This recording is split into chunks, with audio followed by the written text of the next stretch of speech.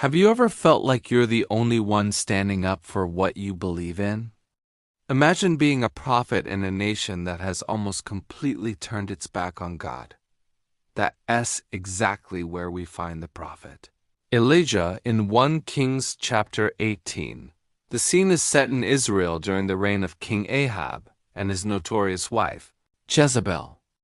They had led the people into worshiping a false god named Baal, the so-called god of rain and fertility. And to make matters worse, there was a severe drought in the land, a direct consequence of their disobedience, just as God had warned. The people were stuck, torn between two opinions. Do we follow the Lord, the God of our ancestors, or do we follow this new popular god, Baal? It was a time of deep spiritual confusion and crisis. The nation was divided, and its heart was far from God. Into this tense situation steps Elijah, a man on a mission from God. He confronts King Ahab head-on, not with a sword, but with a challenge, a divine showdown. Elijah doesn't just want to win an argument. He wants to win back the hearts of his people for the one true God. So he proposes a public contest on top of Mount Carmel. It would be him, the lone prophet of the Lord, against the 450 prophets of Baal. The challenge was simple and dramatic. Let's see whose God can answer with fire. 2 bulls would be prepared as sacrifices, one for Baal and one for the Lord. They'd be placed on 2 separate altars of wood. But here's the catch. No one was allowed to light a fire. The God who answered by sending fire from heaven to consume the sacrifice, he is the true God. The people loved the idea. It was a clear, undeniable test. The stage was set for one of the most epic confrontations in the entire Bible. The day of the showdown arrives. Mount Carmel is buzzing with people. On one side, you have the 450 prophets of Baal, confident in their numbers and royal backing. On the other, you have Elijah, standing alone for the Lord. Elijah lets the prophets of Baal go first. From morning until noon, they cry out, "O Baal, answer us!"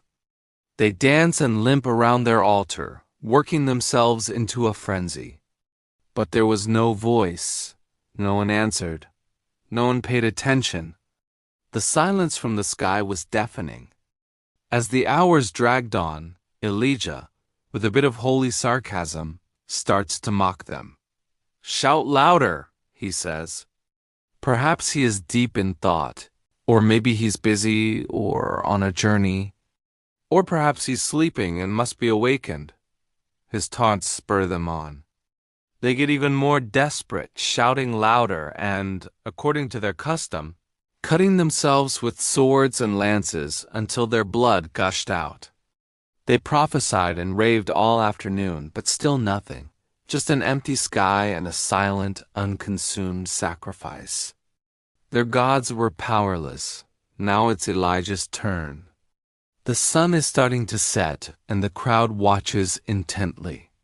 What will this lone prophet do? He doesn't just use the existing altar.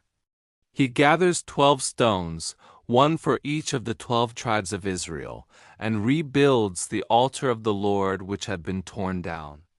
This was a powerful symbolic act.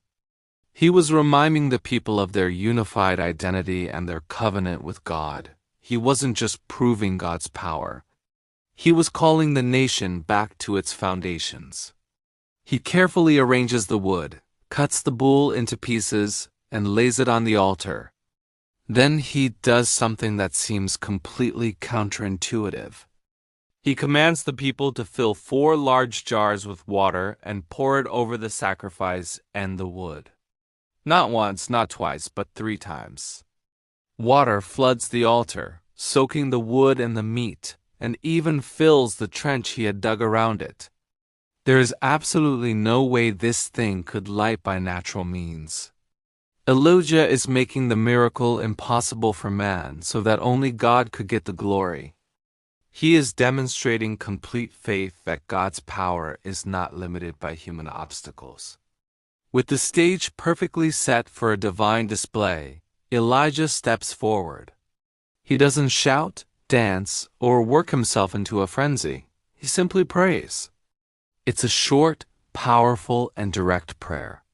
He says, "Lord, the God of Abraham, Isaac, and Israel, let it be known today that you are God in Israel and that I am your servant and have done all these things at your command. Answer me, Lord, answer me. So these people will know that you, Lord, are God and that you are turning their hearts back again." His prayer wasn't about him. It was about God's glory and the restoration of his people. He wasn't trying to prove he was right.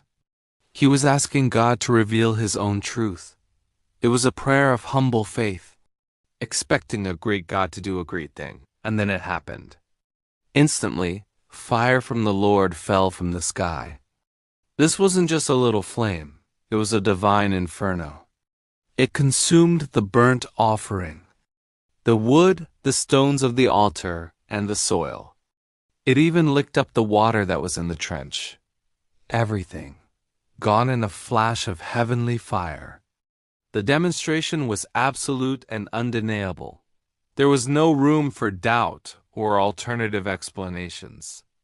God had answered, not with a whisper, but with a roaring declaration of his power and presence. The people's reaction was just as immediate. When they saw this, they fell prostrate on the ground.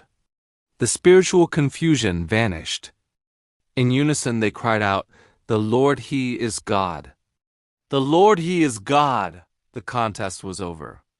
The one true God had revealed himself in a way that no one could ever forget. Their hearts, once divided, were now turned back to the Lord. With the people's allegiance now firmly back with the God of Israel, Elijah gives a command.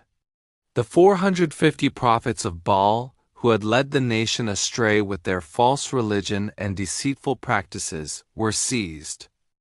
Their influence had to be removed for the spiritual health of the nation to be restored. Elijah had them taken down to the Kishon Valley and dealt with. This wasn't an act of personal revenge. It was an act of divine judgment, cleansing the land from the idolatry that had caused so much suffering and had led to the terrible drought. It was a necessary, though harsh, step to purify the nation and re-establish the covenant relationship with God.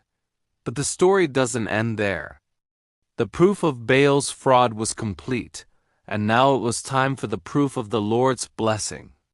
After this incredible display of God's power and judgment, Elijah tells King Ahab to go eat and drink because he hears the sound of a heavy rain. Remember, there had been a drought for 3.5 years. The sky was clear. There was no sign of rain, but Elijah heard it by faith. He climbs back up to the top of Carmel, bows down to the ground, and puts his face between his knees in a posture of earnest prayer. He sends his servant to go and look toward the sea. The servant goes, looks, and comes back. There is nothing. Elijah tells him, "Go again." This shows us the persistence of prayer. Elijah didn't give up after the first try. He kept praying, kept believing God's promise. Finally, on the 7th time, the servant reports, "A cloud as small as a man's hand is rising from the sea." That was all the confirmation Elijah needed. He tells Ahab to hurry back to his chariot before the rain stops him. Soon, the sky grew black with clouds, the wind rose, and a heavy rain came down, ending the long drought. The Lord had not only proven He was the God of fire, but also the true God of the rain and fertility, restoring and blessing the very land that Baal had falsely claimed to control. Thanks for watching.